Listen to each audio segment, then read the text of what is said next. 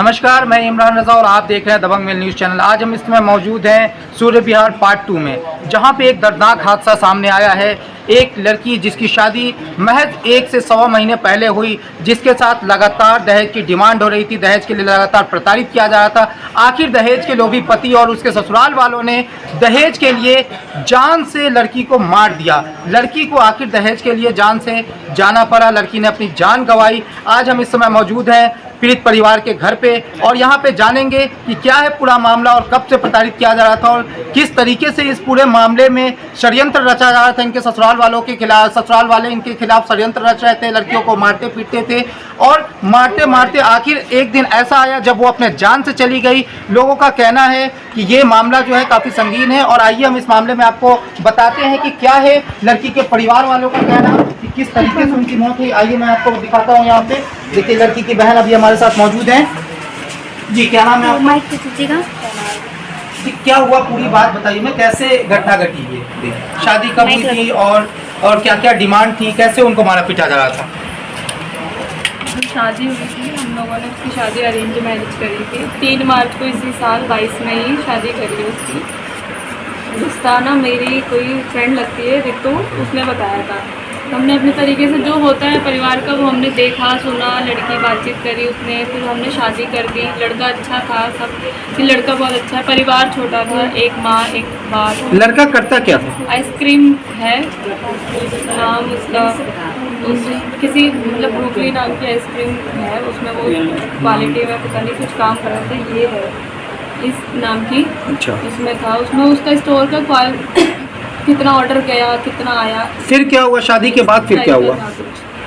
शादी के बाद वही 2-3 दिन हुए थे, गई यहाँ से वापस पग फेरने के लिए जो आते हैं, आई गई वहाँ से, फिर गई दूसरे तीसरे दिन की बाजी। आज जो है तीसरे दिन से ही उसके साथ बदसलूकी करने लगा था उसका हस्बैंड। उसके साथ शायद मारपीट भी करते थे। उसके सास दहेज के लिए भी बोलती थी कि इसकी शादी में कुछ भी नहीं मिला, इसके ससुराल वालों ने कुछ भी नहीं दिया, इसकी शादी में इतना खर्चा हो गया, ये बहू कुछ भी लेके नहीं आई है। उसके साथ गाली गलौज करता था उसका हस्बैंड, उसको मारता भी था। उसके साथ कभी भी एक हस्बैंड की तरह नहीं रहता था, अच्छे से उसे ट्रीट भी नहीं करता था। वो बहुत दुखी भी रहती थी। तो आप कई बार उसकी जानकारी कैसे मिली कि 1-2 बार उसने बताया, लेकिन वो वही लड़कियां कहाँ इतना बताती हैं, थोड़ा बहुत कि हाँ मैं ठीक हूँ, खुश नहीं रहती थी, दुखी रहती थी, कम बोलने लगी थी। हमें लगा शायद शादी के बाद लड़कियां बदल जाती हैं, ऐसी हो गई। फिर हमने उसे बुलाया, कुछ दिन यहाँ रही, फिर उसका हस्बैंड आया, उसने बोला कि रोजे शुरू हो गए, अब जाने दो। किसी पिछले संडे को उसको लेके चला गया।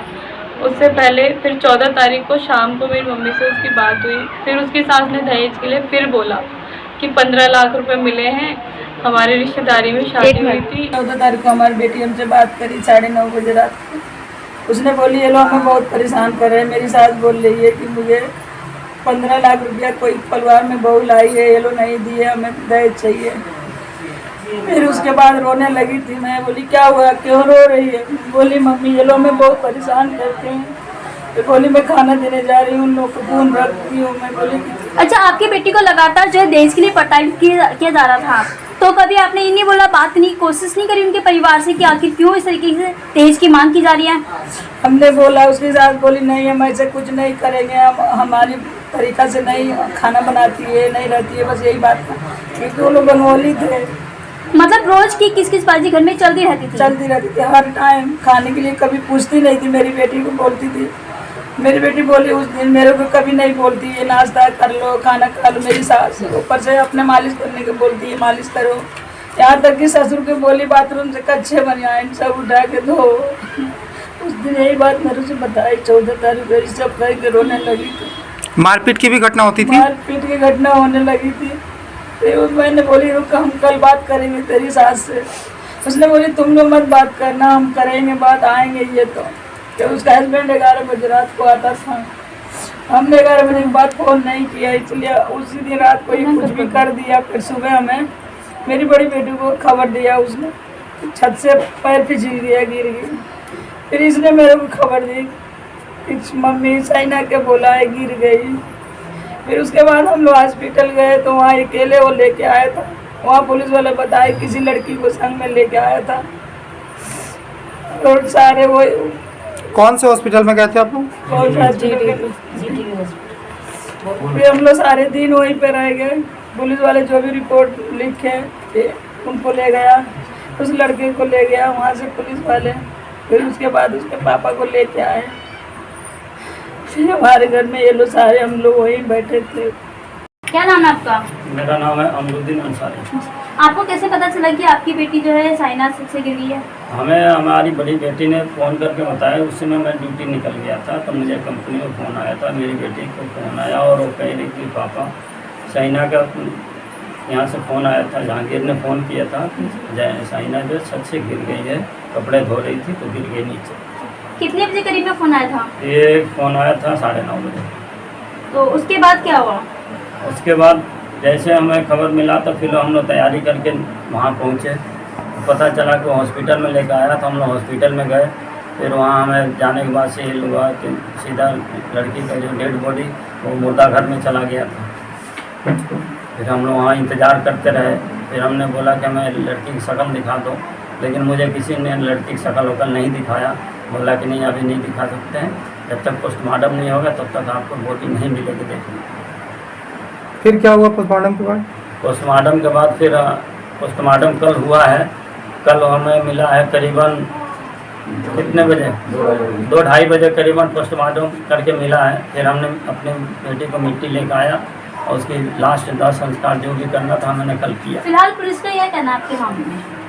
पुलिस वालों से मैंने जो FIR दर्ज लिखवा रहा था, जो हम चाहते थे लिखवाने के लिए, वो हमें डांट के उन्होंने बात को दबा देते किसने थे। डांटा आपको? वहाँ के थाने में इंचार्ज था, उन्होंने डांटा। लेकिन हम यानी कि जबरदस्ती जो उन्होंने कहा आपसे वो लिखाया गया? जो उन्होंने बोला वो हमारे साथ में हमारे दामाद जी थे, उन्होंने लिखा था। जो उन्होंने थाने के थानेदार जो थे। क्या इस पे कोई कार्रवाई भी हुई? सर इस पर कार्रवाई तो हम चाहते हैं कि हमारी बेटी को जैसे उन्होंने हत्या किया है उसी तरीके से उसको भी उसी तरीके से सज़ा मिलना चाहिए।